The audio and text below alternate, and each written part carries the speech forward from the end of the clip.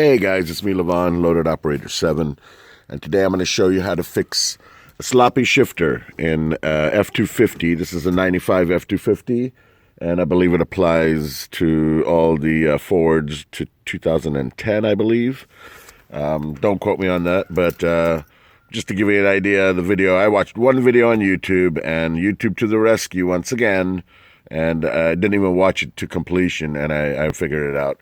So what it was, I had a bolt that was sitting here on my footboard the other day, and I said, what in the heck is that? And I saved the bolt, obviously. So what you do is you come underneath your, okay, hold on, let me try it this way. I'm holding it with the wrong hand. But what we do is, it's a little tight of a fit. Okay, here we go. And now that I'm underneath here, let me get my arm situated. So, this guy is your shifter, and what you do is, here's your steering column, here's your brake pedal, go up steering column, follow your steering column up, and right above the steering column in this case is a linkage that goes that way, and it's on your shifter. And you can have somebody jiggle a shifter. That's the bolt that fell out in my case. This is a Hex 50. It might be the same in yours, it might not. But let me try to get deeper in here so you can get a better view. So there are two bolts, there's one and two. This guy had fallen out. The way you want to do this is, since there's a spring that's loading this whole thing together, there's a spring under this pin right here that's pushing this unit out. This guy was still in, but it was sloppy. It was also on and working its way out, and this guy was just completely loose. So I took this guy and I put some thread locker on it, and I put it in just a bit, so it, do it by hand at first. Once it got a grip and I sunk it in quite a bit, I took this guy out, repeated it, put some thread locker on it, and put that guy in, and then I sunk them both in at the same time. And I mean, this thing is solid as a rock, and it's brand new again. It's just like a brand new shifter, guys. And that's just the real easy, quick way to do it is just like that. Find your shifter. It's normally got that linkage that I'm showing you, that black linkage. It comes over, and then it goes up the steering column. And that's the easy fix. You can see the blue stuff right there. That's my Loctite. And you want to put Loctite on that because it'll just wiggle its way loose again in the future.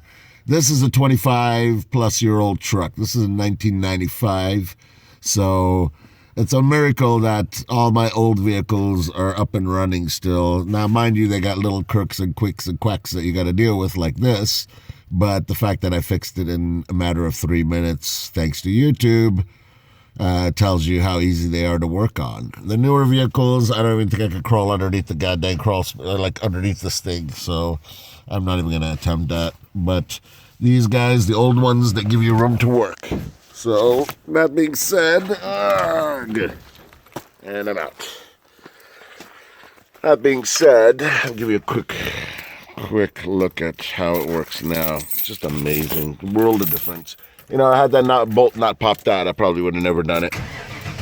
But look at this. It's just like, it's so crisp. It's just amazing. And it's got 208,000 miles on this truck. I bought this truck with 140,000 miles on it from my neighbor in Los Angeles for $1,000, guys.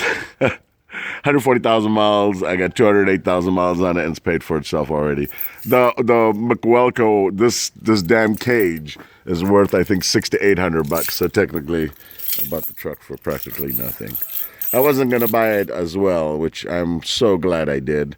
I wanted a van because obviously LA, being a plumber, they'll steal everything out of the truck and out of the van. They'll have a little harder time getting into it, But out here, I gotta say, this truck has done me so well, and I'm really, really glad that I did buy it. It's definitely a workhorse. If you got one like this, hang on to it. If it's got minor quirks and whatnot, fix it. And if you want to sell it, call me.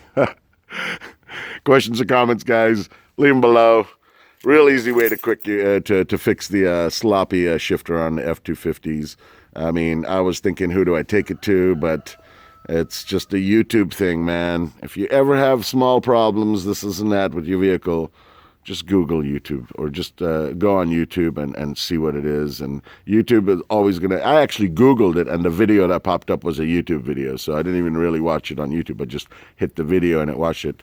on that. So, and I didn't even watch it to completion. I just heard him say, follow the steering column up, and I did. At first I had taken this whole thing apart right here, so the steering column and all that, but it was just so easy to fix.